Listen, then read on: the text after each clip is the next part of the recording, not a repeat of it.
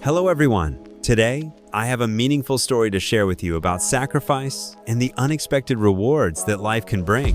Once upon a time, there was a 24-year-old young man. He was an orphan, living alone and working for a very strict boss.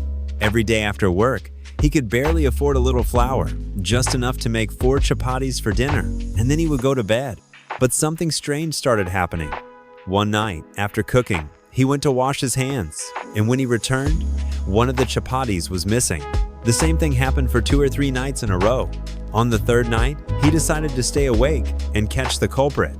And then, a fat little mouse appeared. But surprisingly, the mouse could speak. It pleaded, "Please don't be angry. I'm only taking my destined share. Just allow me to have a piece of your bread." The young man replied angrily, "I barely have enough for myself. Why are you taking my food?" The mouse said, "I know someone who can help you. He is Gautam Buddha. Go to his ashram, and he will give you the answers you seek." The young man decided to go. On his way, he met 3 people who needed help.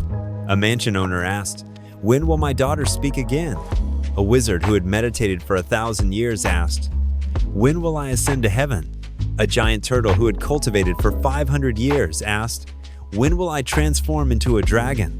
Finally, the young man reached Gautam Buddha, but the Buddha would only answer 3 questions. The young man chose to sacrifice his own question to help the others. The Buddha replied, "The girl will speak when she gets married.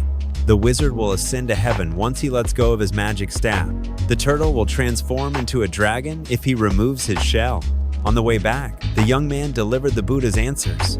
The turtle removed its shell and instantly turned into a magnificent dragon, leaving behind a pile of precious pearls as a gift.